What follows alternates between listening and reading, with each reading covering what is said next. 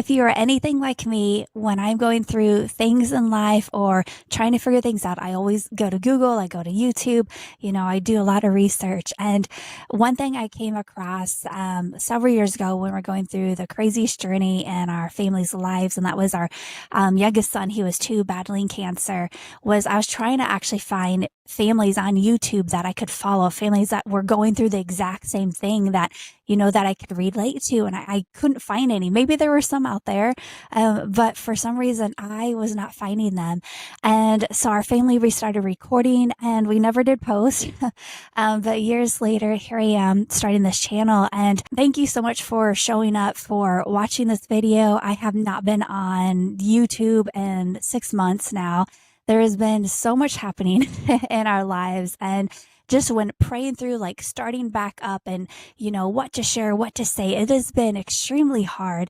And I just feel like, the biggest things in my life is going through loss, going through grief, going through losing a child, going through miscarriages, infertility. And so that's what this episode is about. And I will probably be sharing just more about that because that's just a huge part of my story, of our life, my family's story.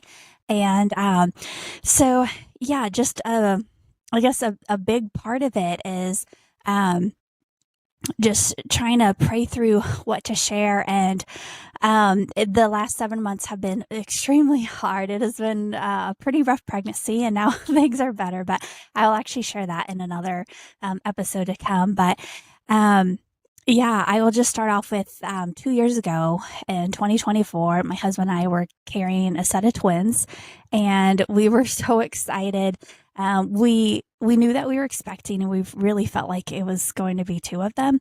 And there was just a lot that happened during that pregnancy. And long story short, we ended up finding out we're having twins. We also found out that we were losing the twins the same time. And so that was extremely hard. And after, I think it was like 5 different ultrasounds trying to figure out what was going on. They thought I had a molar pregnancy, and that's when they realized it wasn't molar pregnancy, it was actually a twin. After that, I ended up having a DNC procedure. And yeah, that was some of the hardest times of our lives. I know some of you watching have probably walked through that, or maybe you know somebody who's walking through it, and it's devastating. And it wasn't our first pregnancy loss, but this time it was 2. This was, a pregnancy I'd been dreaming of for, at that point, 5 years, and praying for and hoping for after losing our youngest son to cancer. I had a toddler one day that I was able to hold and squeeze, and then the very next I no longer had that. And so that biggest desire of my heart was to hold a child, and especially I could not wait till they get to that age, that toddler age of almost 2, to be able to hold them and to love on them just the same, and just to fill that void and to watch them grow up. Because I didn't get to watch that with their brother. The last 2 years have been hard and eye-opening, and just another season of digging in deeper and closer to the Lord, and scriptures of comfort, and how joy comes in the morning, and Romans 8:28, God works all things together for his good. And we go through things in life that God never intended for us to go through, but we live in a fallen world. We live in a world of sin, a world that's full of hatred, a world that's full of so much darkness and greed. But there is also a light in the world, and his name is Jesus Christ, and he's the only one that can mend the broken pieces. I don't believe that we'll ever be like fully healed until we, step into heaven, but he will mend those pieces. And so whether you're going through grief, or know someone who's going through grief, or maybe you're in the process of child loss, or losing a parent or a best friend, I've been through a lot of that. Just know that there is hope, and that there is joy in the morning, and that God does comfort the brokenhearted, and that he can begin to take those pieces that feel so shattered in your life, and he can begin to mend them and to bring them back together. And to grieve, like if you're fresh in grief, please ignore this, but when you're past, when you're years into it, God does not intend for you to stay in that. He does not intend for you to have, days and hours of weeping. And I do believe that it's okay to have moments, but when you are stuck in that, that's not where God has you. Because in that, what are you accomplishing for the Lord? What is He able to do in your life? But when we place our eyes on the Lord, and we say, God, I trust you. And when we ask Him, that's like the biggest thing is just ask Him, Lord, I ask for your peace. Lord, I ask for your love and your grace. Please help me to overcome the situation. Please help me so that I can find joy in my day, so I can keep going on, so I can keep walking this walk that you have for me. And God is so good and so faithful. And sometimes the things that we ask for, I've been asking for a child. Now it's been 7 years.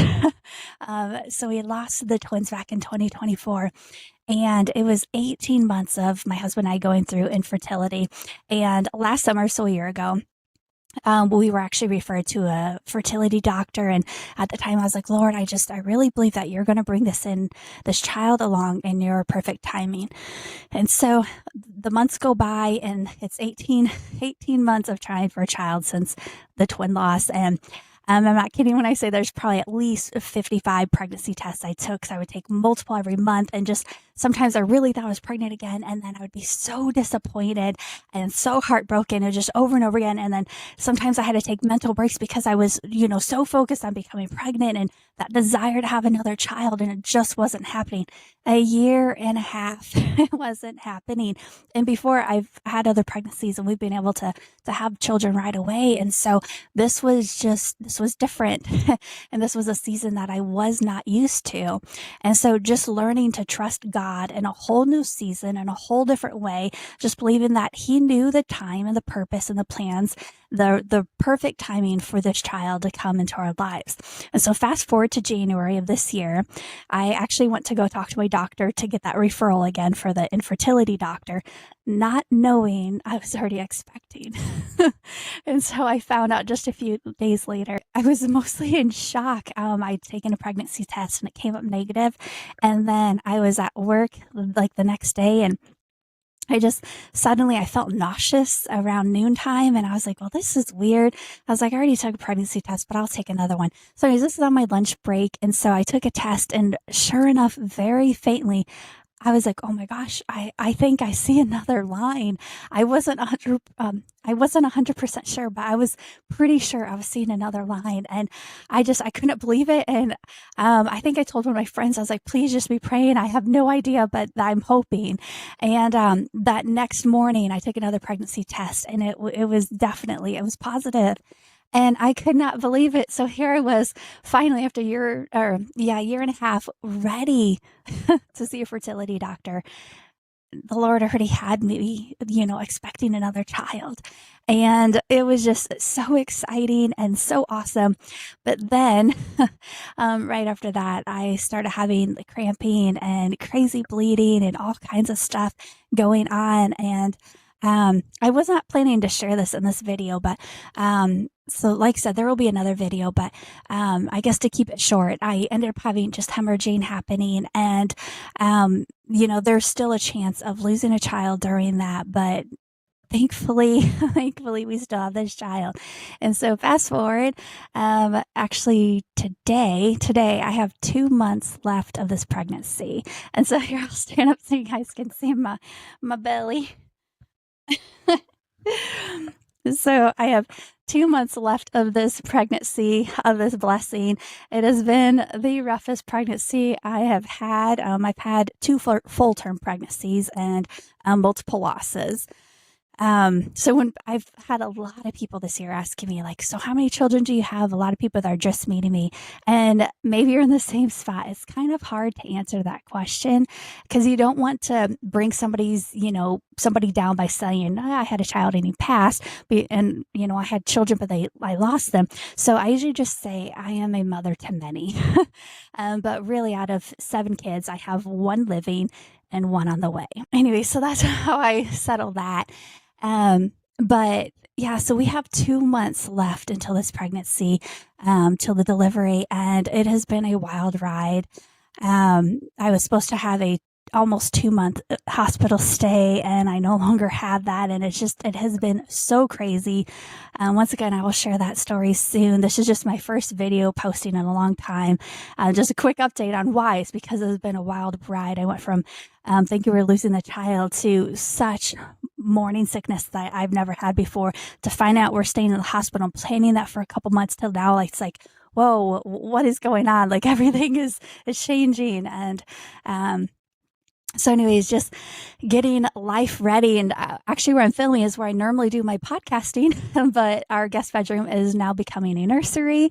And so there's even little baby blankets here. So I'm not sure I'll be, posting where I'll be recording videos after this, but just wanted to get this out there. And so just some of the things I have been thinking about with all of this, and for the last several months really, but like, how do I handle the emotions of having another child with already losing a child, losing a boy, and then after another two losses, how do I carry on that? And I can tell you just honestly, I've had moments where it's been hard, moments of just daydreaming, like, thinking like, what would my son Levi, the one who passed from cancer, like, how old would he be? Like, how much of a big brother he would be, how helpful he would be. I do have my oldest son, Liam. He's 13, and I'm telling you, he is a gift and a blessing. He does not let me carry groceries in the house. He's always opening up the car door. He actually gets mad if I try to carry things.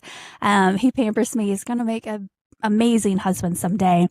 And so I just take that and I just wonder what Levi would be like. And I cannot wait to see Liam with another little brother, because he was 6 when his brother passed, and now he's 13.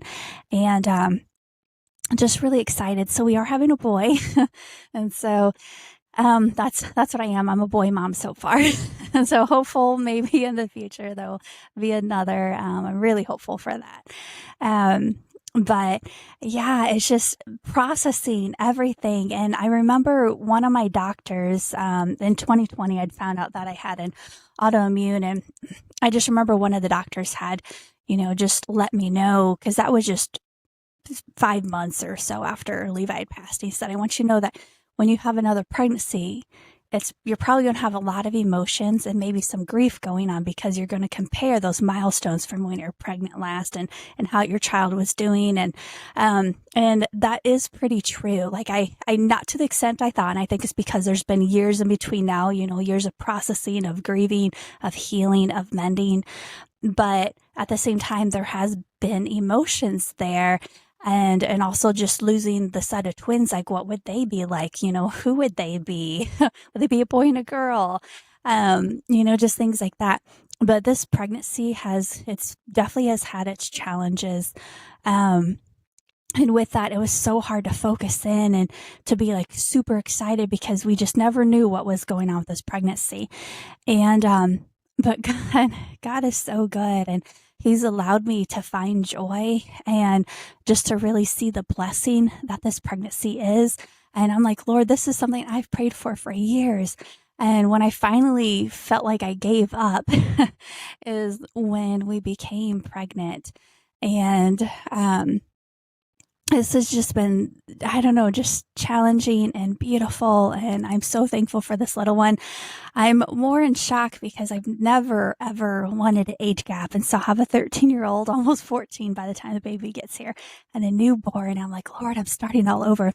The really cool thing is I actually have several friends who are starting all over, very similar. Some are older than me. I'm 38, some are in their 40s, some are, have a larger age gap than myself. And so it's just really cool to be in this, in this time, to have supportive people around me that are walking a similar path. Like, Lord, this is not quite, for some of them, it's not quite what they had planned, or, they weren't expecting another family member. for us, we were hoping and praying, but I thought it would be years sooner. I did not expect to be this old or this age. I thought we'd have one right away. And so that wasn't my plan. And so it's just been overcoming those emotions and fears of being like an older pregnancy, which is kind of becoming the new norm, but also the age gap. And, my son is 13. He's very self-sufficient, independent. Like he can make himself foods. Likes to make me breakfast. Like he's just incredible. But then starting all over with everything, it's a lot to take in. It's a lot of emotions. And, but at the same time, my husband's been so good at reminding me, like, those things are okay to think about, but you need to put your eyes on this. Like, this child is a blessing, and wait till you hold that newborn child and you have their snuggles and their cuddles, and, you get to watch them grow up. And so it has been such a beautiful and crazy ride with this pregnancy. And, just the emotions of it all, and just wondering, how I'm going to deal with this little one afterwards. Like, as I watch them grow up and, the same ages as my son who passed, like the same milestones and stuff, like, how am I going to deal with that? And I've come to a conclusion that I will just cross that bridge when we get there. And every child is a blessing from God. Every child is a gift, whether they are planned or not planned in your timing or not. More than likely, they're not in your timing. They're in the Lord's timing. But just realizing this child is a blessing, and I'm excited. Excited to share them with you. And hopefully, I don't know. I guess with this channel going forth, like, I plan and hope to share more of that, more of just grieving and loss, and just what God can do in a situation, how he can intervene, how he can meet you in your darkest hours and your hardest moments, and how he can bring a peace that nobody in this world can bring, and how he can calm the storm in your heart, in your mind, in your life, in your family's lives. And that will be hopefully the focus of this podcast. I'll still do other different episodes and things like that, but for probably at least a while, that my main focus is going to be on ministering to those of you who, have walked similar shoes, or maybe you just want to follow because you find it interesting, or, I love stories. I love storytelling. I love hearing people's stories. And so maybe you're like me and you just like to follow on somebody's journey.